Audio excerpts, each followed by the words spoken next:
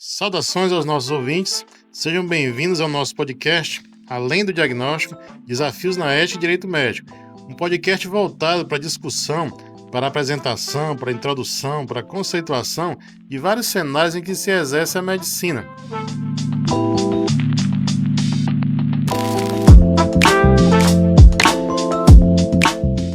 O podcast Além do Diagnóstico, Desafios na Ética e Direito Médico é produzido no TEDS, Núcleo de Tecnologia de Educação à Distância em Saúde, da Faculdade de Medicina da Universidade Federal do Ceará, UFC, como projeto de extensão coordenado por mim. Eu sou Renato Evandro, professor de Medicina Legal, Ética Médica e Direito Médico da Faculdade de Medicina da UFC em Fortaleza, também médico e advogado especialista em Direito Médico. Nesse episódio, abordaremos o preâmbulo do capítulo 1 do Código de Ética Médica, denominado Princípios Fundamentais. O preâmbulo do Código é composto por 6 incisos, o capítulo 1 por 26 incisos, contendo orientações aplicáveis a diversos capítulos do Código de Ética Médica e a outras normas do Sistema Conselhar, CFM, CRM. Trata-se de um texto normativo, mas principalmente um guia moral e profissional que estrutura a identidade da medicina como prática comprometida com a dignidade humana. Vamos aos comentários então. De início, comentamos o preâmbulo do Código, que no inciso 1º consta: o presente Código de Ética Médica contém as normas que devem ser seguidas pelos médicos no exercício da sua profissão, inclusive nas atividades relativas a ensino, pesquisa e administração de serviços de saúde, bem como em quaisquer outras que utilizem o conhecimento advindo do estudo da medicina. Esse inciso amplia o alcance da ética médica para além do consultório ou do hospital. Reconhece que o saber médico é utilizado em múltiplos contextos e que todos exigem responsabilidade ética equivalente. Por exemplo, um médico que realiza pesquisa científica em medicina e publica artigos de outros autores, como se fosse de sua autoria, viola o código, mesmo não estando prestando assistência a um paciente. Um ponto importante é que o Código de Ética Médica somente se aplica se o médico estiver exercendo a medicina, ou seja, não se aplica quando o médico não estiver na prática profissional. No inciso 2, é possível se ler: as organizações de prestação de serviços médicos estão sujeitas às normas deste Código. O artigo destaca que a ética não é apenas individual, pois também se projeta sobre estruturas organizacionais. Ou seja, as denominadas pessoas jurídicas da medicina, a exemplo de hospitais e clínicas médicas, devem garantir condições compatíveis com a prática ética. Por exemplo, uma clínica médica que impõe metas abusivas de atendimento ou que fere as normas de ética aplicadas à publicidade. No inciso 3º consta: para o exercício da medicina, impõe-se a inscrição no Conselho Regional do respectivo Estado, território ou Distrito Federal. Trata-se de uma garantia de controle social e técnico da profissão, considerando que os Conselhos de Medicina são as instituições que irão chancelar ou não, após rigorosa verificação documental, se alguém está habilitado ou não ao exercício da profissão médica. Exemplo: um médico graduado, mas não registrado no Conselho de Medicina, não pode legalmente atender pacientes. No inciso 4 do preâmbulo, consta: a fim de garantir o acatamento e a cabal execução deste código, o médico comunicará ao Conselho Regional de Medicina, com discrição e fundamento, faz de que tenha conhecimento de que caracteriza possível infração do presente código e das demais normas que regulam o exercício da medicina. Esse dispositivo reforça a autorregulação da profissão, sem incentivar denúncias levianas, mas estimulando o próprio médico a informar possíveis não conformidades éticas ao CRM, a fim de proteger a sociedade e a própria categoria médica. Exemplo: para identificar uma falsificação de atestado médico por um colega, é dever do médico comunicar ao CRM. No inciso 5 consta: a fiscalização do cumprimento das normas estabelecidas neste Código é atribuição dos Conselhos de Medicina, das Comissões de Ética e dos médicos em geral. Assim, a ética médica é uma construção coletiva e contínua. A fiscalização do cumprimento de seus princípios e premissas não é função exclusiva dos Conselhos de Medicina, pois também é do papel de cada profissional, individualmente, e das comissões de ética médica, institucionalmente. Temos como exemplo o trabalho da Comissão Hospitalar de Ética Médica, que investiga condutas inadequadas, cumprindo esse papel fiscalizador do interesse de toda a categoria, lembrando que as comissões de ética médica representam o CRM naquela instituição. No inciso 6, consta que este Código de Ética Médica é composto de 26 princípios fundamentais do exercício da medicina, 11 normas axiológicas, ou seja, de direitos, 117 normas deontológicas, ou seja, de deveres, e 4 disposições gerais. A transgressão das normas deontológicas sujeitará os infratores às penas disciplinares previstas em lei. Este inciso esclarece a composição do Código de Ética Médica e adverte sobre as consequências jurídicas pelas violações éticas. É oportuno lembrar que o médico ele não pode ser responsabilizado eticamente ou apenado pelas orientações que constam no preâmbulo, nem no capítulo 1 ou no capítulo 2 do Código de Ética Médica. Bom, superada a análise do preâmbulo do Código de Ética, passamos aos comentários do capítulo 1, ou seja, dos princípios fundamentais do Código de Ética Médica, distribuído em seus 26 incisos. No inciso 1 consta: a medicina é uma profissão a serviço da saúde do ser humano e da coletividade. Será exercida sem discriminação de nenhuma natureza. Essa norma endossa os princípios da justiça e da igualdade que devem nortear a atuação do profissional de medicina. Como exemplo, negar o atendimento a um paciente por sua condição social, sexo, idade, condição clínica ou qualquer outra é clara infração ética. No inciso 2, o alvo de toda a atenção do médico é a saúde do ser humano, em benefício da qual deverá agir com o máximo de zelo e o melhor de sua capacidade profissional. Fica claro que o inciso explicita o princípio bioético da beneficência. Como exemplo, escolher o tratamento mais eficaz, ainda que mais trabalhoso, naquela circunstância. No inciso 3º, consta que para exercer a medicina com honra e dignidade, o médico necessita ter boas condições de trabalho e ser remunerado de forma justa. Ou seja, a prática ética também necessita de condições estruturais adequadas, além da justa compensação financeira pelo trabalho realizado. Como exemplo, um médico sem equipamentos base de assistência poderá ter sua prática profissional comprometida. No inciso 4, ao médico cabe zelar e trabalhar pelo perfeito desempenho ético da medicina, bem como pelo prestígio e bom conceito da profissão. Nesses termos, a reputação e a boa imagem que a medicina dispõe à sociedade depende das ações de cada médico em seu cenário de atuação. Aquele que macula sua conduta com práticas antiéticas macula toda a classe médica. Como exemplo, divulgar informações falsas sobre tratamentos compromete o profissional e a profissão. No inciso 5, consta que compete ao médico aprimorar continuamente seus conhecimentos e usar o melhor do progresso científico em benefício do paciente e da sociedade. Lógico, a ciência, a ética e a medicina evoluem em cada tempo. Da mesma forma, o médico deve acompanhar tal aperfeiçoamento continuamente. Exemplo, utilizar protocolos ultrapassados, quando já existem melhores opções, não se coadunam com a ética médica. No inciso 6, o médico guardará absoluto respeito pelo ser humano e atuará sempre em seu benefício, mesmo depois da morte. Jamais utilizará seus conhecimentos para causar sofrimento físico ou moral, para o extermínio do ser humano ou para permitir e acobertar tentativas contra sua dignidade e integridade. O inciso adverte que a disciplina ética do médico se continua mesmo após a morte e jamais deverá ser utilizada para promover qualquer forma de sofrimento, mesmo que tentado. Tais orientações integram a bioética com a dignidade da pessoa humana, que também dispõe de proteção constitucional. Como exemplo, manipular o corpo humano em autópsias, sem o devido respeito, viola certamente esse princípio. No inciso 7, o médico exercerá sua profissão com autonomia, não sendo obrigado a prestar serviço que contralinhe os ditames de sua consciência ou a quem não deseje, excetuando as situações de ausência de outro médico, em caso de urgência ou emergência, ou quando sua recusa possa trazer danos à saúde do paciente. A autonomia é de fato dispensável para que o médico exerça sua profissão de forma livre, buscando o melhor para seu assistido. No entanto, é preciso destacar que em situações de emergência, sua missão pode gerar dano à saúde das pessoas. Sendo assim, nessa circunstância, deverá agir mesmo contra ditames da sua consciência. Como, por exemplo, recusar atendimento de emergência à mulher em situação de abortamento. No inciso 8, o médico não pode, em nenhuma circunstância, sob nenhum pretexto, renunciar à sua liberdade profissional, nem permitir quaisquer restrições ou imposições que possam prejudicar a eficiência e a correção de seu trabalho.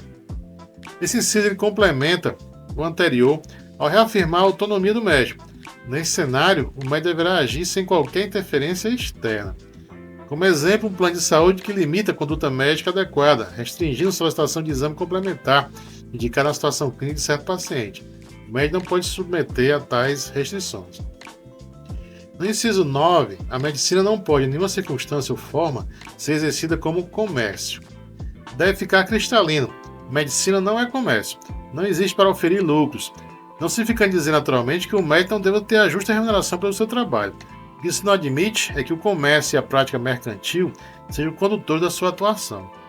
Como exemplo, utilizar técnicas comerciais como descontos, prêmios e brindes, por exemplo, para a obtenção de procedimentos cirúrgicos. No inciso 10, o trabalho do médico não pode ser explorado por terceiros com objetivo de lucro, finalidade política ou religiosa. Esse artigo também complementa o anterior, vedando a exploração do trabalho médico por empresários ou afins e sejam norteados unicamente pelo lucro e ganhos de qualquer natureza. Assim, busca proteção contra usos indevidos da profissão. Como exemplo, o uso da imagem de médicos em campanhas políticas de certo candidato. No inciso 11, o médico guardará sigilo a respeito das informações de que detenha conhecimento do desempenho de suas funções, com exceção dos casos previstos em lei. Como se sabe, é um dos alicerces da relação médico-paciente, o sigilo profissional. Tanto assim, o Código de Ética dispõe de um capítulo inteiro dedicado a esse tema. No seu capítulo 9, já tratamos aqui no podcast. As informações têm assistido como seu legítimo proprietário e, nas impossibilidades, seus responsáveis legais.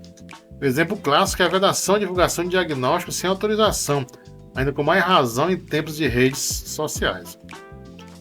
No inciso 12, o médico empenhar-se-á pela melhor adequação do trabalho ao ser humano, pela eliminação e pelo controle dos riscos da saúde inerentes às atividades laborais.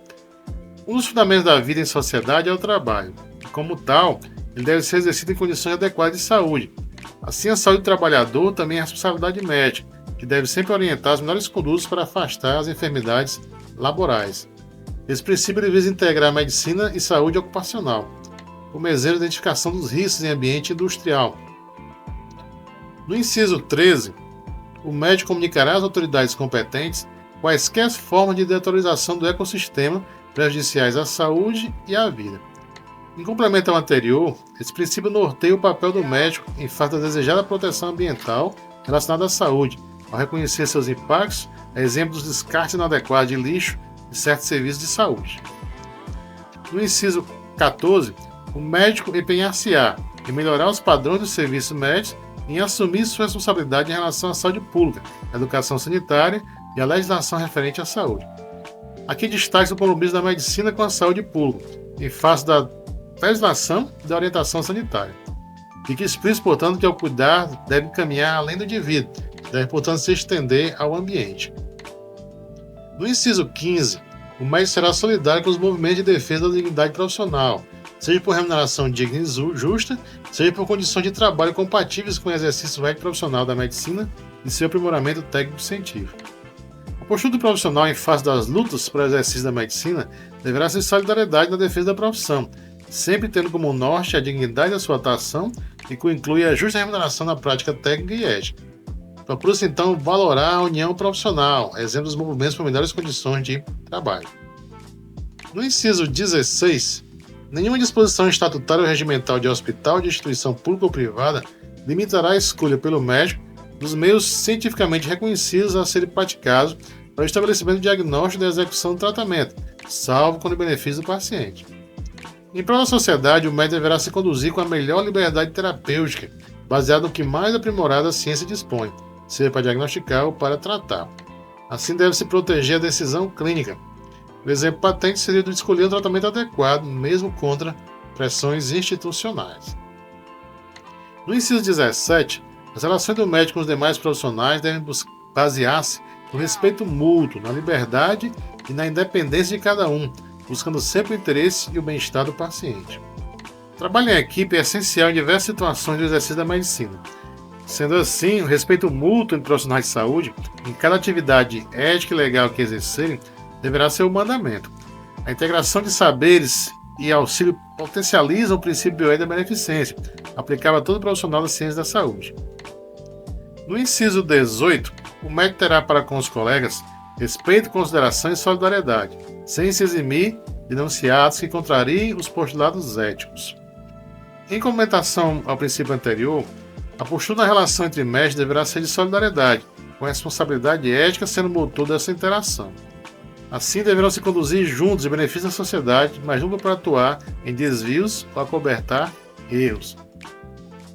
No inciso 19, o médico se responsabilizará em caráter pessoal e nunca presumido pelos seus atos profissionais, resultando de relação particular de confiança e executados com diligência, competência e prudência.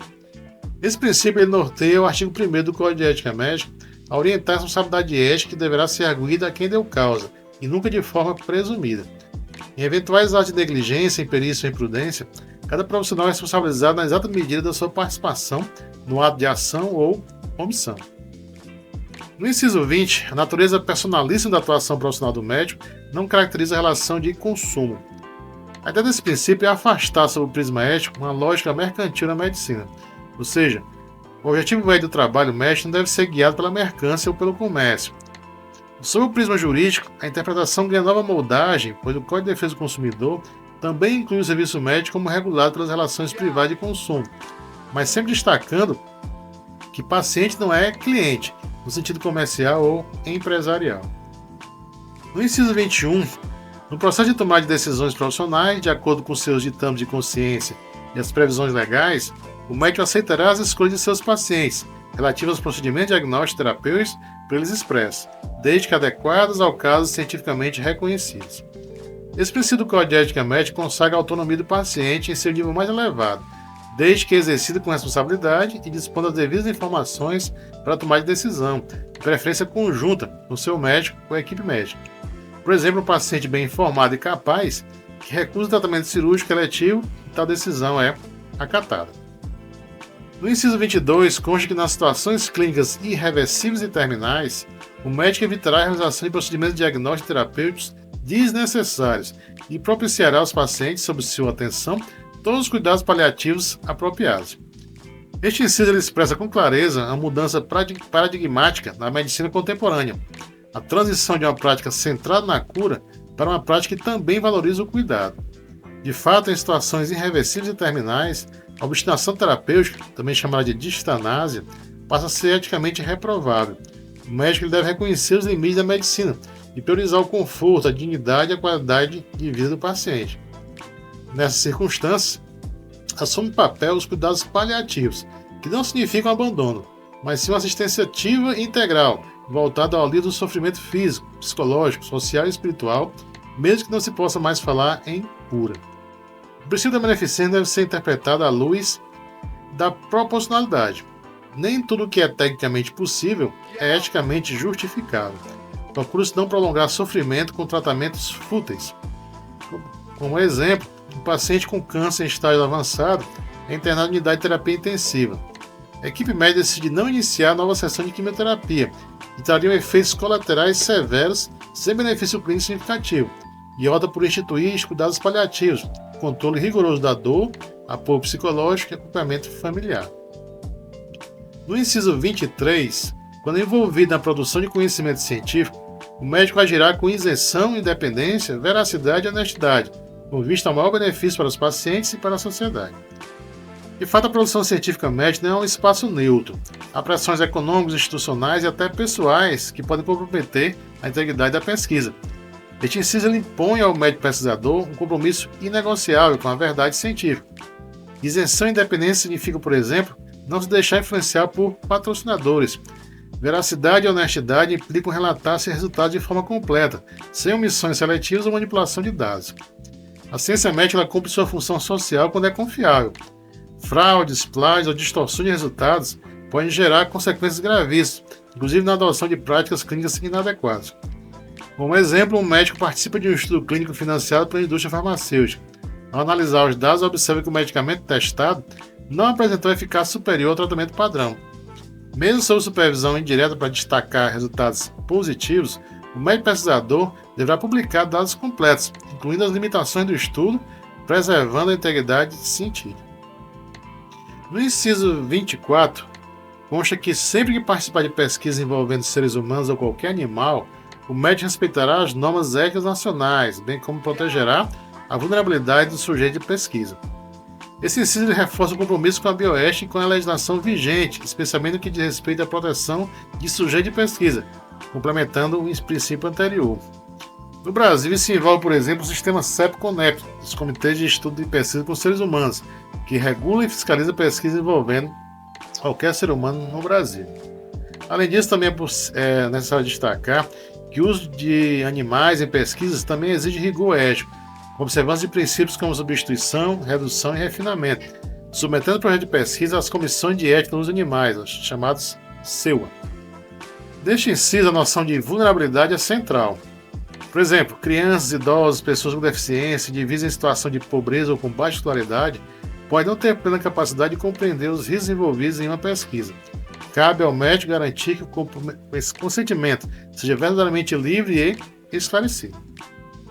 No inciso 25, na aplicação dos conhecimentos criados pelas novas tecnologias, considerando suas repercussões tanto nas gerações presentes quanto nas futuras, o médico zelará para que as pessoas não sejam discriminadas por nenhuma razão vinculada à herança genética, protegendo-as em sua dignidade, identidade e integridade. Este é um dos incisos mais contemporâneos do Código de Ética Médica, refletindo os avanços da genética, da biotecnologia e da medicina personalizada.